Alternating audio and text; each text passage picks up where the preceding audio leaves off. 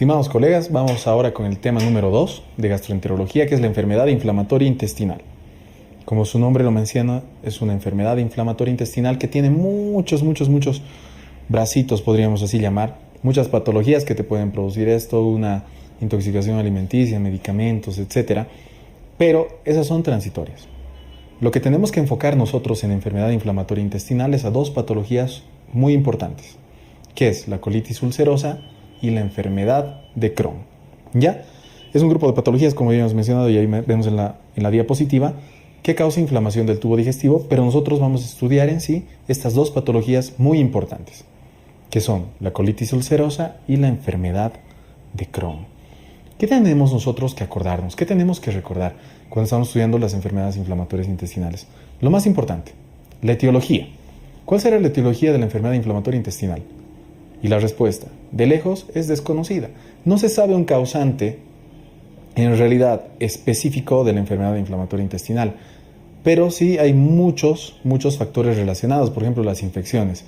Se cree que muchas de las infecciones causan que el sistema inmunológico no solamente ataque a las bacterias malas, también va a atacar a las buenas y produce un proceso inflamatorio a nivel del tubo digestivo. También, pues, otras patologías relacionadas son factores genéticos. Se cree que tiene también una predisposición genética a la enfermedad inflamatoria intestinal, una reacción inflamatoria o inmunológica anormal contra las mismas células del tubo digestivo, y también se ha relacionado la enfermedad inflamatoria intestinal con anticuerpos. Y hay anticuerpos específicos, no patognomónicos, pero específicos y muy sugerentes de cada una de las enfermedades inflamatorias intestinales. Es así que los ASCAs positivos se relacionan con la enfermedad de Crohn y los PANCAs positivos se relacionan con la colitis ulcerosa. Volvamos a mencionar esto. La enfermedad inflamatoria intestinal es la inflamación del tubo digestivo, es una patología inflamatoria del tubo digestivo que comprende muchas patologías, pero las más importantes para el estudio son la enfermedad de Crohn y la colitis ulcerosa. ¿Ya?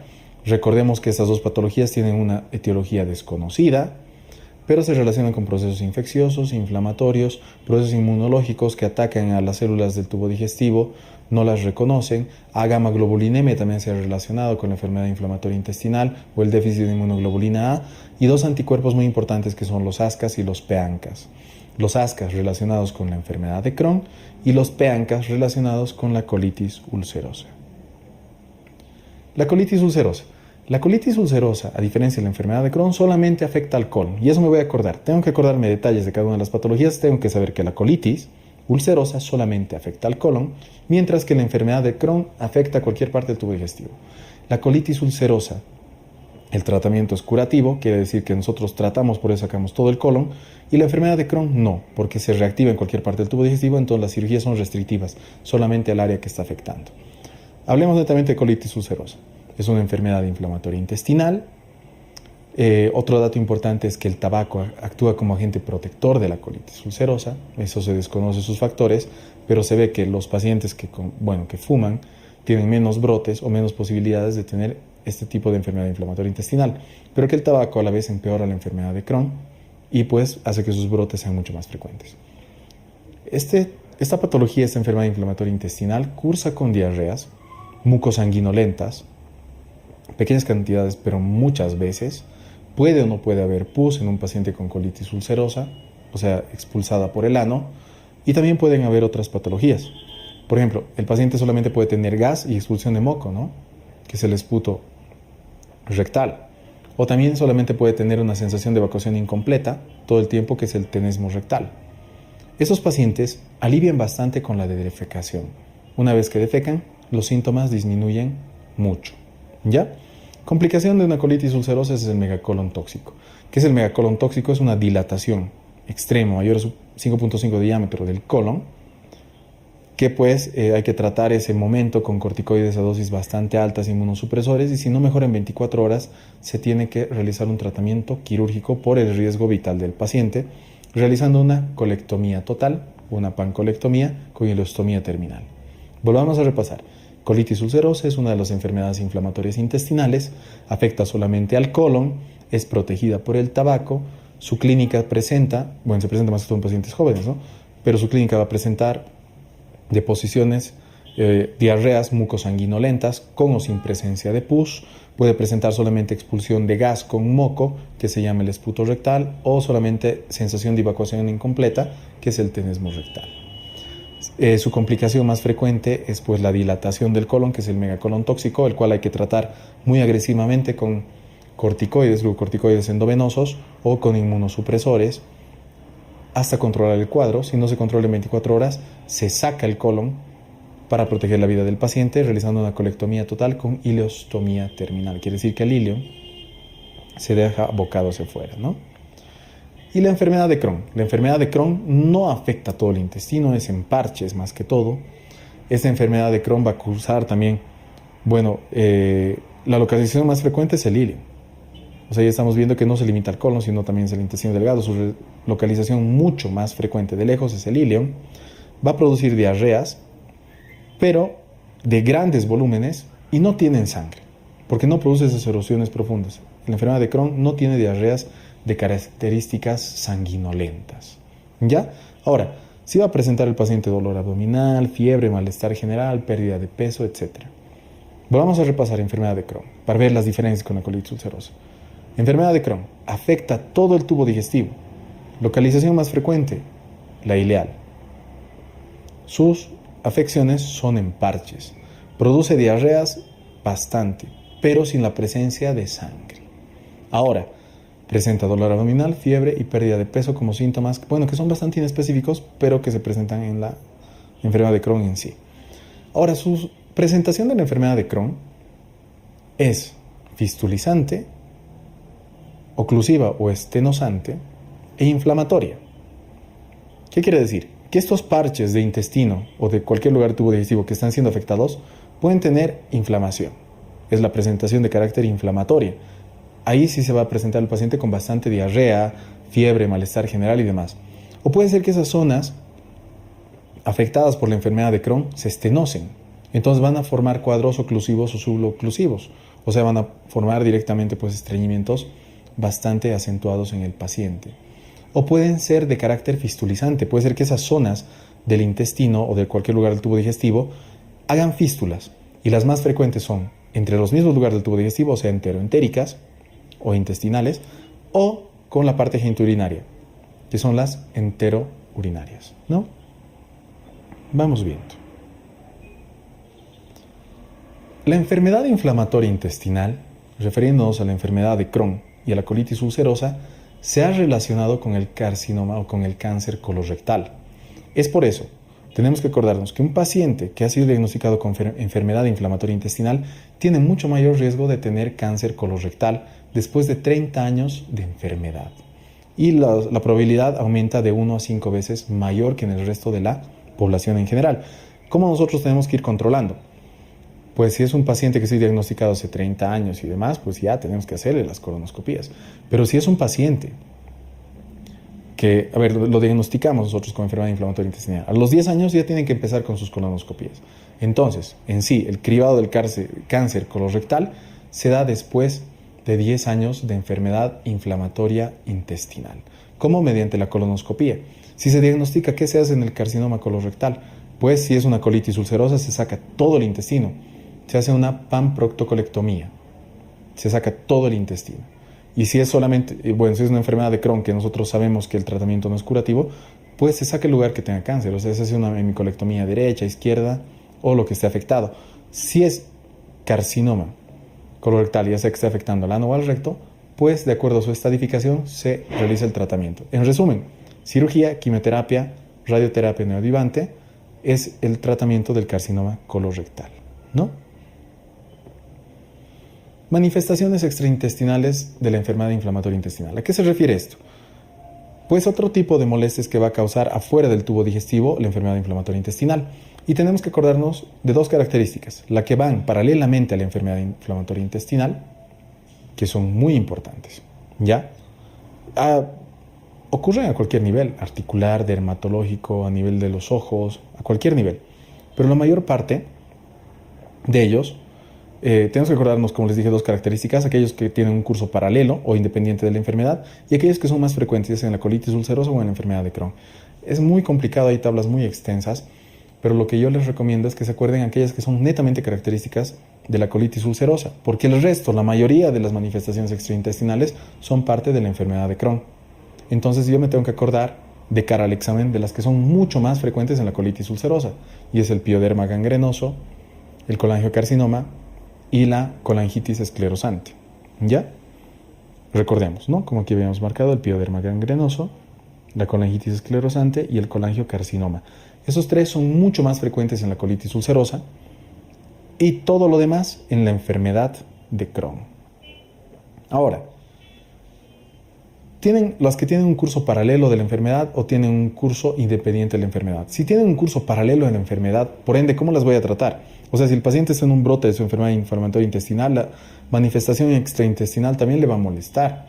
Entonces, solamente tratando la enfermedad, voy a poder tratar la manifestación extraintestinal. El tratamiento es el mismo que de la enfermedad extraintestinal. ¿Ya? O sea, de la enfermedad inflamatoria intestinal es el mismo que de la enfermedad extraintestinal. Ahora, si el curso es independiente a la enfermedad inflamatoria intestinal, quiere decir que si es una manifestación extraintestinal de la enfermedad inflamatoria intestinal, pero de curso independiente, quiere decir que no siempre pasan los brotes, puede pasar en cualquier momento, su tratamiento es independiente. Hay que tratar esa manifestación extraintestinal independientemente de la enfermedad inflamatoria intestinal. ¿Ya? Ahora, las que tienen curso independiente son las que me tengo que acordar más que todo, las más frecuentes que tienen curso independiente, porque todas las demás van a tener un curso paralelo a la enfermedad. Entonces voy a acordar igual del pioderma gangrenoso, ya de la colangitis esclerosante, me voy a acordar de la sacroileitis y de la espondilitis anquilosante.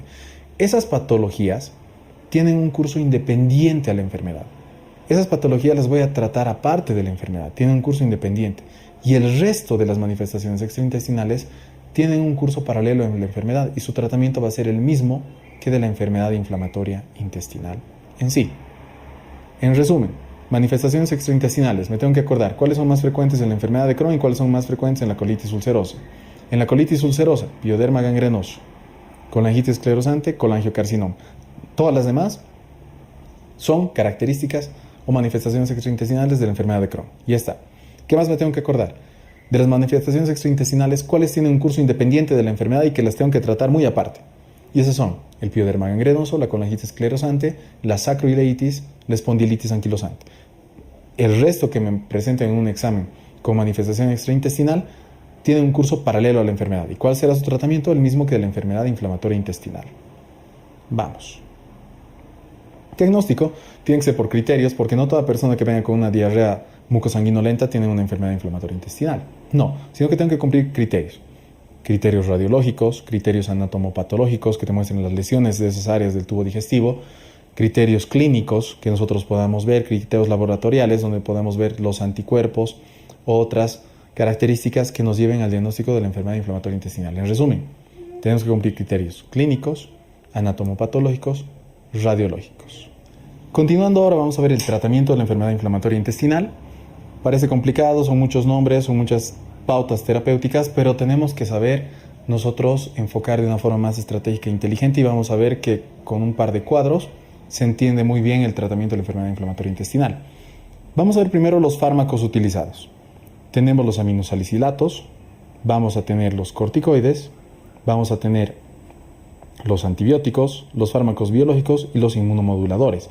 Ahora, ¿qué tengo que saber yo de cada uno de estos? Tengo que saber que los salicilatos son fármacos muy utilizados en los brotes de la enfermedad inflamatoria intestinal, pero en la enfermedad netamente de la colitis ulcerosa y no me ayudan en la enfermedad de Crohn. ¿Ya? Entonces, aminosalicilatos, 5-ACE es el más utilizado, me sirve en la enfermedad de la colitis ulcerosa, pero no en la enfermedad de Crohn, en los brotes. Corticoides, me sirven tanto en los brotes de la enfermedad de Crohn como en la colitis ulcerosa. Antibióticos se da solamente como forma profiláctica, sobre todo en el megacolon tóxico. Inmunomoduladores, si es que no me funcionan los aminosalicilatos o no me están funcionando los corticoides, puedo utilizar inmunomoduladores. O sea que actúen en tu sistema inmunológico para producir esa menor reacción sobre el tubo digestivo. ¿Cuáles son los más importantes? La ciclosporina A, la azatioprina y el metotrexate. ¿Qué tengo que saber de todos estos? Que la azatioprina me sirve a la vez de tratar estos brotes. También me puede servir como tratamiento de mantenimiento. en la enfermedad de Crohn y la colitis ulcerosa. Ahora, ¿qué tengo que saber de la ciclosporina A? Que la ciclosporina A es un fármaco inmunomodulador que me sirve como tratamiento de los brotes, sobre todo en un brote refractario en la colitis ulcerosa. Ciclosporina empieza con C, colitis ulcerosa con C, yo me acuerdo así. Colitis ulcerosa, ciclosporina A. Enfermedad de Crohn. ¿Qué voy a utilizar en la enfermedad de Crohn si es refractario? No me funcionan los corticoides, pues puedo utilizar un inmunomodulador que es el metotrexato. Si no me funcionan los corticoides, no me ha funcionado el ASA, no me ha funcionado el inmunomodulador, ¿a qué fármacos puedo recurrir? A los fármacos biológicos, sobre todo el adalimumab y el infliximab. Vamos viendo. Brotes. Colitis ulcerosa. ¿Qué voy a hacer en un brote de colitis ulcerosa? ¿Cuál es el primer fármaco que yo les había mencionado? 5-ASA por vía oral, aminosalicilatos, o por vía tópica, se puede dar por enema, si es que es el colon proximal que está afecto, ¿no? Dir el colon en este caso, pues el recto, el colon descendente. Si es que no me responde a la 5-ASA, ¿qué puedo utilizar? La misma 5-ASA, pero le voy a dar corticoides orales. No me está respondiendo al 5-ASA y no me está respondiendo a los corticoides orales, ¿qué puedo hacer? Pues voy a aumentar a la dosis máxima por vía oral el corticoide oral. Sigo con 5-ASA y voy a dar corticoides orales, pero a dosis máximas. No me responde, ni a dosis altas. Entonces, ¿qué voy a hacer? Pues me voy a ir a la parte endovenosa. Glucocorticoides de forma endovenosa. Si no responde, entonces es un corticorrefractario.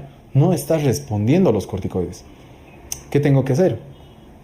Hacer que este paciente pase al siguiente nivel de tratamiento, que es un inmunomodulador. Hemos dicho, la colitis ulcerosa se va a tratar con la ciclosporina A, ¿no? Entonces, no funciona, es un paciente corticorrefractario, voy a utilizar ciclosporina A manteniendo el glucocorticoide a la vez.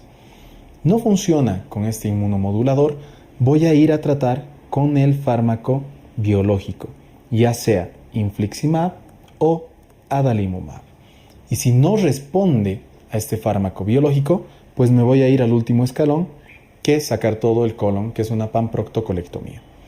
Vuelvo a repasar. Colitis ulcerosa, tengo un paciente con brote, utilizo 5-ASA. No me funciona corticoides orales, no funciona corticoide oral a dosis alta, no funciona corticoide endovenoso. Si no funciona, es un corticorrefractario. ¿Qué tengo que hacer? Inmunomodulador. Si es colitis ulcerosa, ¿cuál uso? Ciclosporina A. No funciona, un biológico. ¿Cuál? Adalimumab o infliximab. No funciona, cirugía. Eso en resumen, el tratamiento del brote de la colitis ulcerosa. Y en la enfermedad de Crohn. La enfermedad de Crohn tendré que tratarla de otra forma, muy independiente de ver si es un brote leve, moderado o a qué sector me está afectando. Lo que voy a empezar el tratamiento es con corticoides por vía oral. No me funciona el corticoide, no me tengo que olvidar en esta parte de la enfermedad de Crohn que en esta patología no me sirve el 5-ASA, por eso no lo menciono. Directamente corticoides en el tratamiento del brote. No funciona el corticoide oral, subo la dosis máxima, no me funciona, voy a ir al corticoide por vía endovenosa, no funciona, es corticorrefractario. Entonces, ¿qué tengo que utilizar en un corticorrefractario? Un inmunomodulador. No me funciona el inmunomodulador es el metotrexate. Voy a irme al fármaco biológico. No me funciona ese fármaco biológico, voy a cambiar a otro biológico como una segunda opción. Y si no me funciona, pues voy a sacar el lugar que esté afectado.